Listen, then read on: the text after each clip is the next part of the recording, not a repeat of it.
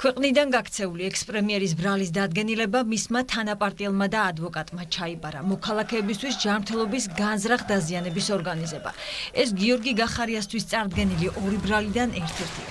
გენერალური პროკურორის განცხადებით, შინაგან საქმეთა ყოფილი მინისტრის ბრალეულობა 20 ივნისის აქციის დაშლის დროს დაზარალებულთა მონაწილეობით ჩატარებულმა ექსპერიმენტებმა, მოწმეთა ჩვენებებმა და 100-ზე მეტმა ექსპერტიზამ დაადასტურა.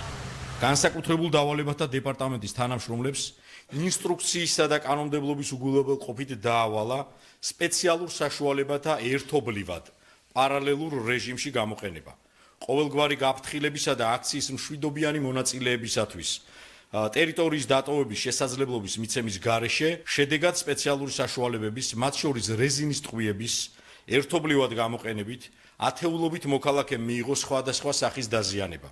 მათ შორის ორმა მოქალაქემ დაკარგა თვალი, ხოლო ხუთმა მოქალაქემ მიიღო ჯანმრთელობის მძიმე დაზიანება. სისხლის სამართლებრივი საქმის მეორე ეპიზოდი სამსახურეობრივი უფლებამოსილების გადამეტებას და ჩორჩანას საგუშაგოს უკავშირდება. გამოძიების მტკიცებით დამატებითი საპოლიციო საგუშაგო გიორგი გახარიამ ერთპიროვნული გადაწყვეტილებით აღმართა, რასაც საქართველოს ტერიტორიების ოკუპაციამ მოყვა.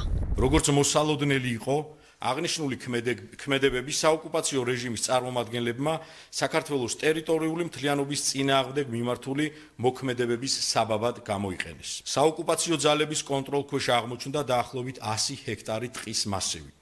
ადგილი ჰქონდა სხვადასხვა უკანონო აქტივობებს, მძიმე სამხედრო ტექნიკის გადაადგილებას დასახლებული პუნქტებისაკენ, რამაც მხარეებს შორის შექმნა შეიარაღებული სამხედრო კონფლიქტის რეალური საფრთხე. ოკუპირებულ ტერიტორიაზე დამატებით მოექცა ხაშურის მუნიციპალიტეტის, სოფლების, ყობისა და წნელისის მკვიდრთა საცხოვრებელი სახლები. გახარიას თანაგუნდელები ამტკიცებენ, რომ მათი ლიდერი პოლიტიკური დევნის და პირადი შურისძიების მსხვერპლია. ჩვენთვისაც მოულოდნელია ამაში არაფერი, ამისთვის ვემზადებოდით. გასაგებია, რომ პროკურატურა ასრულებს პოლიტიკურ დაკვეთას. ჩვენ ძალიან ბევრჯერ ვნახეთ, როგორ იცავდნენ და ასევე როგორ ამაყობდნენ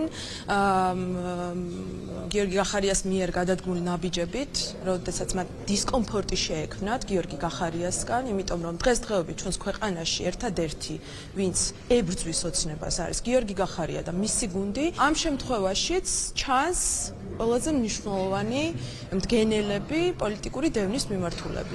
მმართველი გუნდი გიორგი გახარიას საქმეზე სამართლებრივ გადაწყვეტილებას ელოდება. მანამდე კი აცხადებენ, რომ ყოფილი თანაგუნდელის მიმართ ბევრი შეკითხვა აქვთ. ყველა რეზონანსულ საქმეზე, რაც კი საქართველოს სასამართლოებს განუხილიათ და წასულა შემდგომ სტრასბურგის სასამართლოში, ყველა შემთხვევაში სტრასბურგის სასამართლომ განაცხადა, რომ საქართველოს სასამართლო სისტემა იღებს სამართლიან გადაწყვეტილებებს. ამიტომ არ აქვს ჩვენ არანაირი უფლება, რომ არ დაველოდოთ, ეჭვი შევიტანოთ წინასწარ საგამოძიებო და სასამართლოს შემცველობაში. რამდენჯერმე აქვს გამეორებული, რომ ყველა ბრძანება, მათ შორის რეზინის ტყვეების გასროლასთან დაკავშირებით იყო მისი გაცემული, ხოლო საგამოძიებო კომისიაზე მან ეს უარყო და ძალიან ბინძურად ხელი შეაწმინდა ჩვენს პოლიციელებს.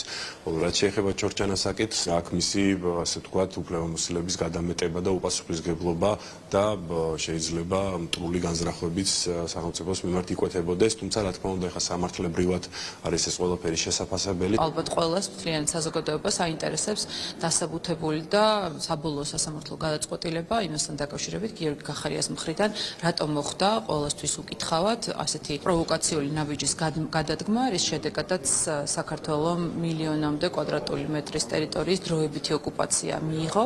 გიორგი გახარიას, რომელმაც საქართველოს რამდენიმე თვის წინ დატოვა ბრალის დამტკიცების შემთხვევაში 13 წლამდე პატიმრობა ელის.